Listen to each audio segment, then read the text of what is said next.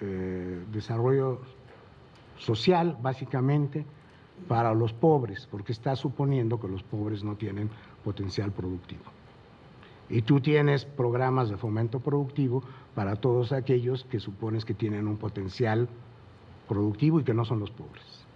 Y creo que esa distinción, que ha sido una distinción que ha estado presente en la política pública mexicana de hace más de 25 años, mucho más, tiene ese problema grave, que es el problema que lo vemos, digamos, incluso recientemente, hace, no sé, 6 meses, 8 meses, el secretario de Hacienda y la secretaria de Desarrollo Social presentando los resultados de pobreza el año pasado, estaban señalando cómo desde 91 la modificación en GAMOS en términos de pobreza ha sido muy pequeña y el gasto que se ha canalizado a combatir la pobreza en programas como Oportunidades no ha tenido el efecto, digamos, de reducción de pobreza tan importante. Entonces, la vinculación de lo productivo y lo social es absolutamente clave y ahora que se va a hacer un anuncio sobre las modificaciones a Oportunidades, este es uno de los temas claves que va a entrar en todo esto. El cuarto reto, que es también de la mayor importancia, tiene que ver con cómo se asegura unas representaciones sociales reales versus el problema de clientelismo, de manipulación, etcétera, etcétera. Obviamente uno dice, bueno, hay dos enfoques, digamos, en términos genéricos. Hay, desde luego, muchos problemas en este reto, pero hay dos enfoques. Uno sería, que es el enfoque que se ha seguido mucho, que es decir, creamos comités de participación ciudadana para un programa específico. Y entonces es el programa el que genera esos comités. Es una manera de ver las cosas. Esa manera de ver las cosas tiene como consecuencia que cuando los programas dejan de existir los comités de participación, o que son comités de participación tan fragmentados como las propias políticas públicas lo están. U otra manera de ver el asunto es decir, no, de lo que se trata es de generar, apoyar, acompañar procesos de representación social desde abajo que puedan tener la capacidad de articular desde abajo los distintos programas públicos, que no estén vinculados con un programa específico. Y este es un reto muy importante porque obviamente cuando uno está poniendo como uno de los objetivos de la Cruzada contra el Hambre el tema de la participación ciudadana, la discusión es cómo fomentas esos comités. Hay muchos ya creados en todo el país y entonces ahí el problema básicamente es cómo esos comités logran en realidad constituirse en estructuras de gobernabilidad y de participación ciudadana desde abajo y no solamente en expresiones que acompañan a un programa que puede o no desarrollarse y acabar en este sexenio o continuar después. Ahora, yo quería al final de esto presentar por lo menos dos caminos que pueden ser interesantes a seguir, que podrían ayudar al desarrollo de la Cruzada Nacional contra el Hambre. Son propuestas y discusiones que se han hecho ya no solo en el Comité de Expertos, sino en muchos otros foros también. Un camino sería decir, bueno, tomemos los 5 objetivos del decreto y consideremos el tema en términos de seguridad alimentaria, tomemos la definición de seguridad alimentaria que tiene la FAO, que corresponde con estas 4 grandes dimensiones, la dimensión de disponibilidad, la de acceso, la de inocuidad y la de vulnerabilidad. Y con esos 4 ingredientes pensar en una serie de criterios para poder alcanzar el tema de seguridad alimentaria. Y entonces esa sería una vertiente. Tiene varios problemas. Uno de ellos muy importante es cómo se mide el acceso a la alimentación. Y entonces aquí tomo otra vez lo que ha planteado Coneval al respecto. Y lo que ha planteado Coneval es toma la definición de seguridad alimentaria de la FAO y adopta para la evaluación del acceso a la alimentación las escalas de seguridad alimentaria. Ahí está la escala latinoamericana y la escala mexicana, que son un conjunto de preguntas que se hacen con una cierta temporalidad respecto al acceso a la seguridad alimentaria. Hay muchas discusiones y mucha crítica a esos criterios, básicamente porque son finalmente criterios que tienen que ver con impresiones, ¿no? Con la impresión que tiene la gente que lo está haciendo. Ahora, el problema básicamente es si tenemos otros indicadores para poder hacerlo. Mientras tanto, Coneval ha estado usando estos criterios y eso ha permitido por lo menos tener un mapa de cómo está la inseguridad alimentaria leve, mediana y grave. Y uno puede discutir muchas cosas, lo discutimos en el foro que organizó el PUED hace algunos meses con la secretaria, y aún así yo personalmente sigo sin encontrar otro mecanismo de medición de inseguridad alimentaria mejor que el que estamos usando en este momento, con todas las dificultades que evidentemente tiene. Otra vertiente, que no es, digamos, contradictoria con esta, sino que es otra vía, es cómo vincular lo social con lo productivo en el ámbito rural. Y estoy aquí planteando un proyecto que ya está, un programa que ya está presentado tanto a Sedesol como a otras autoridades, Hacienda fundamentalmente, y básicamente la idea de este programa es primero, partir de la idea de que la población rural en condiciones de pobreza tiene un potencial económico y productivo insuficientemente aprovechado.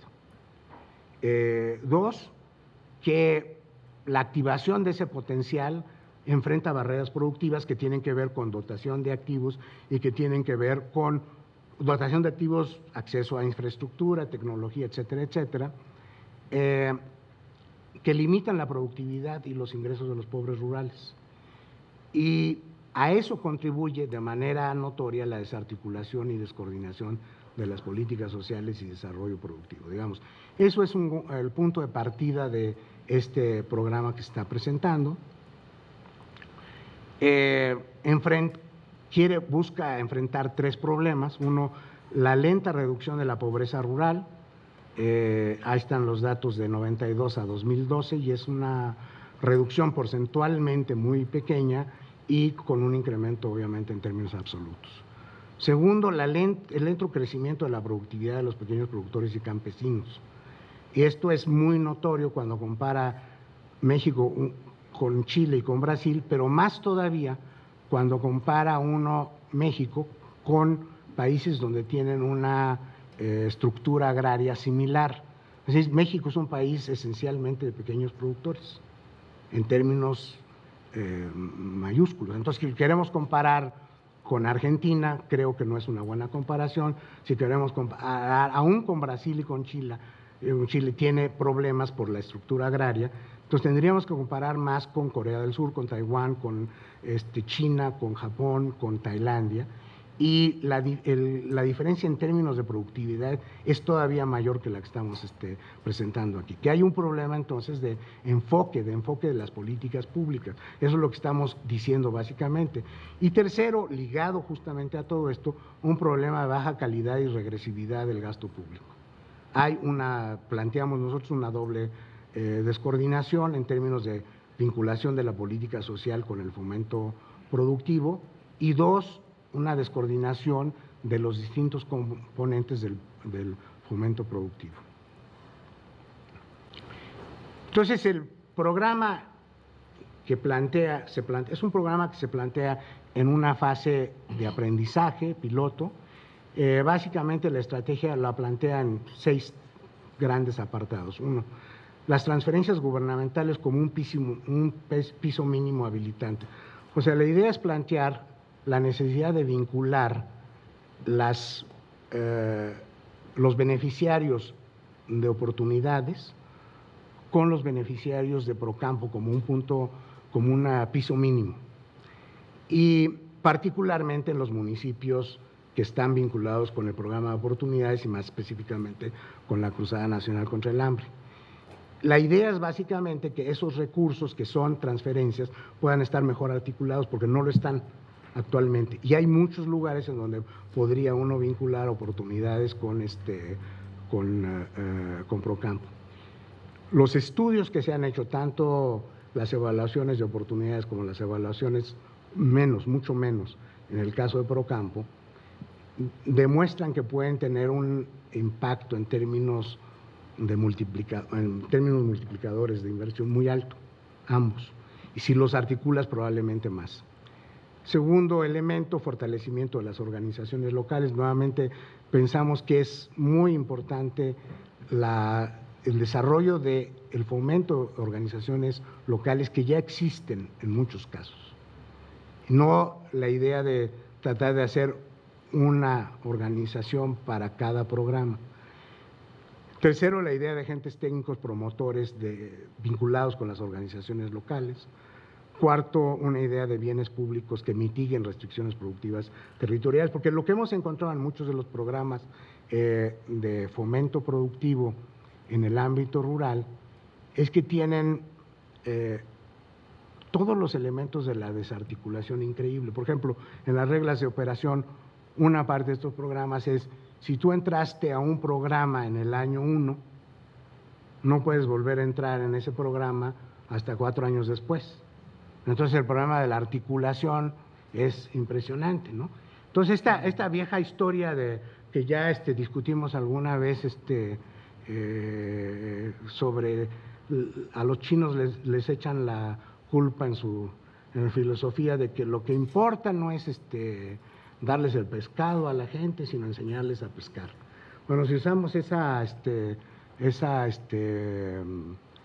visión, creo que lo que está pasando con buena parte de los programas de fomento productivo es que les están enseñando a pescar dándoles a uno la caña para pescar, a otros les dan en otra comunidad la carnaza, a otros le dan en otra comunidad no sé qué tanto. Y entonces el problema que tienes al final es que no tienes articulación. Tienes pequeños proyectos dispersos por todos lados. Y eso no es un programa, eso no es un problema menor. Ya cuando uno ve cuántos miles de millones de pesos se están canalizando a esto, es decir, ahí hay un problema bastante grave. Por eso, en esta propuesta hemos insistido mucho que uno de los puntos de partida absolutamente claves es una modificación en la estructura del gasto público.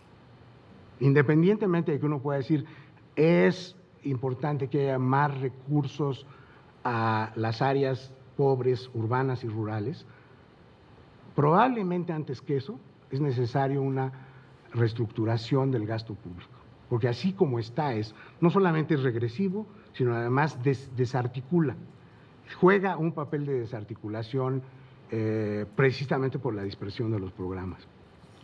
Y eso hace el énfasis en esta propuesta es la articulación desde la demanda de un conjunto mínimo de servicios públicos de apoyo al desarrollo productivo, que eso es absolutamente clave.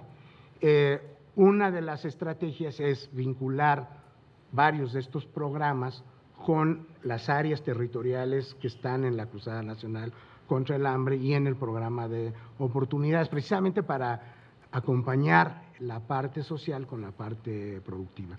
Y esto nos lleva a lo que hemos denominado mucho estudio realizado en muchas partes de América Latina sobre territorios funcionales, la necesidad de tener un enfoque territorial que vincule localidades rurales con poblaciones, centros urbanos pequeños y medianos, que nuevamente tiene una importancia clave para darle una dimensión a todas estas inversiones en pequeña escala, porque si te quedas en la pequeña escala de pequeños proyectos por aquí y por allá, no pasas de eso, ¿no? Y además probablemente esa era la idea en algún momento, porque yo siempre he dicho, bueno, alguna lógica debe de haber por qué le están diciendo a la gente que si entran en un programa en el año 1 no pueden volver a entrar a ese programa hasta el año 5.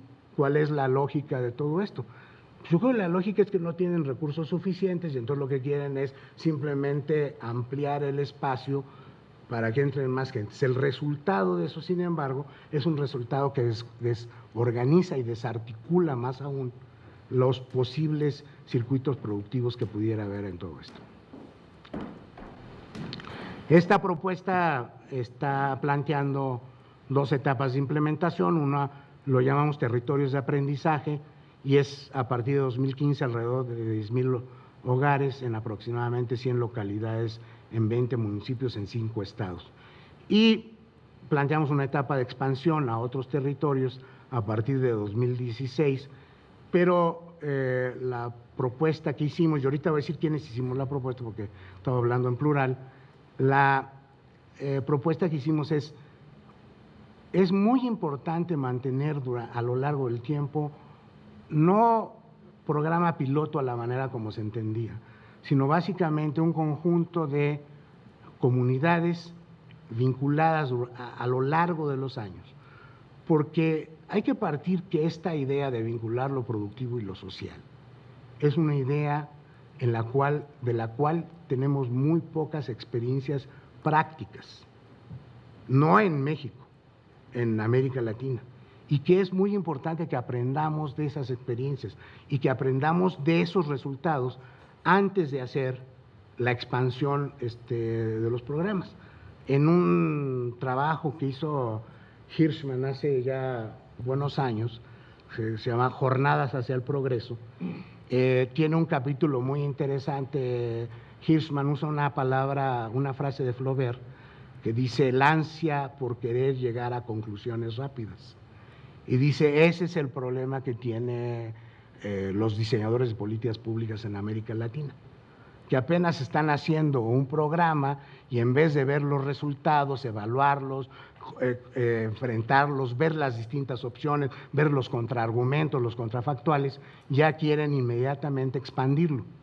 Y ese problema lo hemos estado teniendo a lo largo de décadas en México, de vinculación, porque la idea de vincular lo social con lo productivo no es una idea nueva, es una idea que ha estado desde hace 40 o 50 años en la reflexión de la política pública en México. El problema básicamente es que la mayor parte de las veces no aprendemos de las lecciones pasadas y los errores que hemos cometido, y menos aún los incorporamos en las propuestas hacia adelante. Entonces, este programa, que es un programa que se ha presentado a Cedesol y a la Secretaría de Hacienda y ahora a varias otras de las dependencias de la Administración Pública, es un programa que se ha hecho básicamente con patrocinio del FIDA y de FAO, y lo hemos hecho 5 o 6 personas que hemos estado vinculadas. En el documento escrito ahí vienen todas las personas, pero bueno, son Yunes, Zuluaga, Héctor Robles, John Scott y yo, básicamente, y Julio Verdeguer, que es, digamos, el que ha coordinado esencialmente este programa. Bueno, esa es básicamente la reflexión que yo quería hacer para iniciar la discusión y para plantear lo que me parece que son retos y temas importantes que enfrenta la cruzada. Sí debo decir que para mí es de la mayor importancia que la Cruzada Nacional contra el Hambre tenga éxito. Y la razón es muy simple. Hace muchos años que la discusión sobre el hambre en México, sobre esos temas, no se había mantenido. Entonces, muchas de estas discusiones de cómo hacer para mejorar, para precisar mayor el funcionamiento de la Cruzada contra el Hambre están, por lo menos desde mi perspectiva, están vistas desde la visión de qué podemos hacer para que esto funcione y funcione mejor. Y en esto está, creo yo, bastante comprometido Coneval en su ámbito de competencia, que es el ámbito de la evaluación propiamente. Muchas gracias. Bien, muchas gracias, Gustavo. Bien, vamos a escuchar el comentario de Sara María y luego pues ofrezco la palabra, ¿no? Te escuchamos. Muchas gracias. Buenas tardes. Bueno, antes que nada, pues un agradecimiento por la oportunidad, ¿no?, de estar en este seminario y de hacer algunos comentarios a esta ponencia interesante del doctor Gordillo. Empiezo diciendo que voy a abordar un poco mis comentarios con base en la experiencia que he tenido en los últimos meses como parte de un equipo evaluador de la Cruzada. ¿no? De una de estas evaluaciones que se plantean en el esquema, básicamente, de Coneval, que es la evaluación del diagnóstico, ¿no?, de diseño. Entonces, un poco para situarme, digamos, desde cuál sería mi perspectiva analítica, y también con base en un artículo precisamente sobre el diseño de la cruzada desde un enfoque de seguridad alimentaria. Ambos proyectos desarrollados en conjunto con Iliana Yashin, investigadora del PUED, y Citlali Hernández. Voy a hacer en principio una introducción analizando algunos aspectos de la Cruzada Nacional contra el Hambre, que creo que complementan de alguna manera lo que ha señalado el doctor Gordillo en la primera parte de su exposición, en la cual analiza pues algunos aspectos claves del diseño. Yo parto también de congratularme de la existencia del programa. Creo que efectivamente atiende una problemática que es muy relevante y que es bueno que esté nuevamente en la agenda pública, de cómo 23% de la población padece carencia alimentaria y 15% aproximadamente de niños menores de 5 años padecen desnutrición crónica. Entonces, la magnitud del problema yo creo que es evidente. Sin embargo, hay algunos aspectos en los que creo que sí es necesario detenerse respecto a la cruzada, y básicamente aspectos relacionados con el diseño, ¿no?, que es la parte que más conocemos hasta este momento, ¿no? Conocemos todavía poco de los resultados y de los avances, y conocemos un poco más de cómo está diseñada. Bueno, creo entonces que es muy importante discutirlo, no solo porque es la estrategia, pues, digamos, más importante de política social de este sexenio, sino también porque ha mostrado que es una estrategia que está en constante reconfiguración. O sea, es una estrategia, es algo que nosotros podemos decir algo así como un moving target, en el sentido de que cuando entendemos un poco de qué se está tratando, empiezan algunos cambios adicionales, ¿no? Para ejemplificar eso, por ejemplo, yo diría como en el decreto de creación en enero de 2013, se establecen 5 objetivos de la Cruzada Nacional contra el Hambre, y me parece que no estoy segura si se señalaron, pero eran abatir el hambre de las personas en pobreza extrema, disminuir la desnutrición aguda, y el objetivo 3, aumentar la producción de alimentos e ingreso de campesinos y pequeños productores. El objetivo 4, minimizar las pérdidas post cosecha y de alimentos.